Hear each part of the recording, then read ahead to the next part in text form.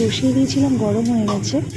তার মধ্যে দিয়ে দিলাম বেশ কিছুটা পরিমাণে কালো জিরে আর কাঁচা লঙ্কা ফোড়ন দিয়ে, তার মধ্যে এই যে সর্ষেটা আর কাঁচা লঙ্কাটা আমি বেটে রেখেছিলাম নুন দিয়ে, সেটাই দিয়ে দিলাম।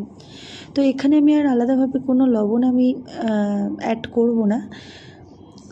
দিয়ে তার মধ্যে যে মাছগুলো আমি মেখে রেখেছিলাম লবণ, হলুদ আর কাঁচা সর্ষের তেল দিয়ে, সেগুলো একে একে আস্তে আস্তে করে বসিয়ে দেবো। তবে এখানে তাড়াহুড়ো লাগছে, ভেবো না যে খুব তাড়াহুড়ো করে দিয়েছি, একদমই নয়। আমি একটু স্পিডটা বাড়িয়ে দিয়েছি আর কি এডিটিংয়ের সময়। তো দিয়ে এবার মাছটা মিনিট 2 ওই একটা পিঠ রান্না হবে, তারপরে আবার উল্টে দিয়ে আরও 2 মিনিট রান্না হওয়ার পর এরকমভাবে একটু জল অল্প করে দিয়ে দিতে হবে। দিয়ে তার মধ্যে দিয়ে দেবো কাঁচা সর্ষের তেল দিয়ে এবারে ঢাকা দিয়ে দাও। প্রথমের দিকের ফ্লেমটা একটু বেশি জোরে রাখো, আর তারপরে একদম কম আঁচে দিয়ে দাও। দিয়ে না ব্যাপারটা একদম দুর্দান্ত হয়ে যায়।